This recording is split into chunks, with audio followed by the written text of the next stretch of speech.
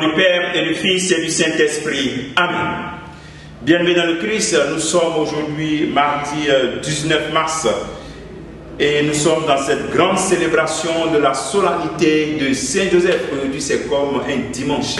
C'est une solennité et toi, tu dois aller à la messe. Comme un dimanche, c'est une solennité. Donc, tu dois aller à la messe. Et aujourd'hui, c'est un grand jour comme le dimanche où nous célébrons Saint-Joseph, époux de la Vierge Marie. Et l'évangile qui nous est proposé est extrait de l'évangile de Matthieu chapitre 1er, verset 16, verset 18 jusqu'au verset 21 et le verset 24. Viens Esprit Saint, Esprit de conseil sur nous, que l'esprit malsain soit chassé, que ta colombe et que ta voix soient surplombées dans notre vie. Ô Seigneur, envoie ton esprit et tout sera créé, et tu renouvelleras la face de la terre. Jacob engendra Joseph, l'époux de Marie, de laquelle fut engendré Jésus, et qu'on appelle le Christ. Or, voici comment fut engendré Jésus-Christ. Marie, sa mère, avait été accordée en mariage à Joseph. Avant qu'ils eussent habité ensemble, elle fut enceinte. Par l'action de l'Esprit Saint, Joseph, son époux, qui était un homme juste, ne voulait pas la dénoncer publiquement. Décida de la renvoyer en secret. Comme il avait formé ce projet, voici que l'ange du Seigneur lui apparut en songe et lui dit: Joseph, fils de David, ne crains pas de prendre chez toi Marie, ton épouse, puisque l'enfant qui est engendré en elle vient de l'Esprit Saint. Elle enfantera un fils et tu lui donneras le nom de Jésus, c'est-à-dire le Seigneur sauve, car c'est lui qui sauvera son peuple de ses péchés. Quand Joseph se réveilla, il fit ce que l'ange du Seigneur lui avait prescrit. Acclamons la parole de Dieu, louange à toi, Seigneur Jésus.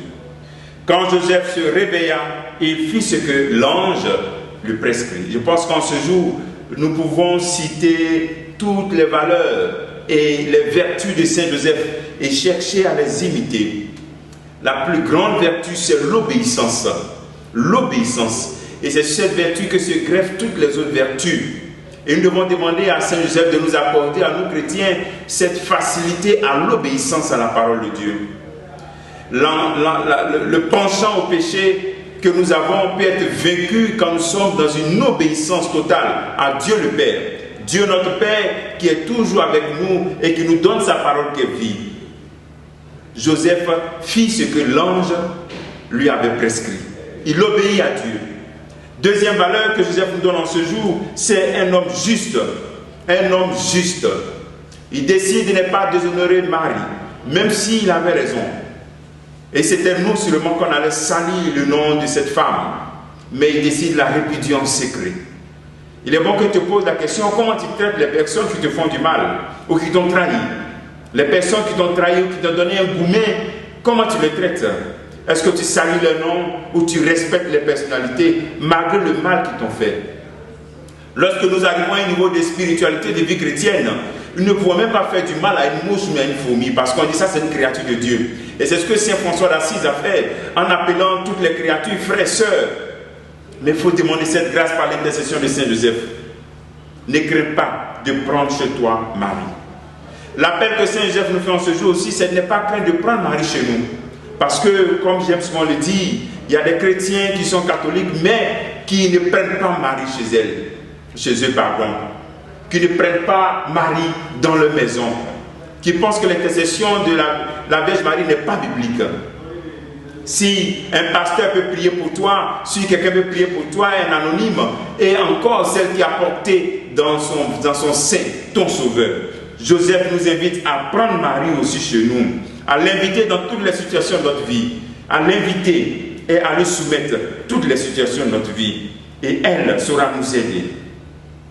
Joseph inaugure une nouvelle façon de mettre notre relation avec Dieu en nous abandonnant à sa volonté, dans l'obéissance et dans l'abandon. Demandons au Seigneur par l'intercession de Saint Joseph cette grâce de l'obéissance et aussi cette grâce du silence. On dit souvent que dans l'évangile, on ne parle pas, Joseph ne parle pas beaucoup. Cette grâce du silence est de la contemplation. Silence et contemplation. Il était le premier, on pourrait le dire, après Marie, à contempler l'enfant Jésus qui est venu. Qui nous apporte ce silence de la contemplation pour retrouver la vérité de notre vie et laisser Dieu nous sauver.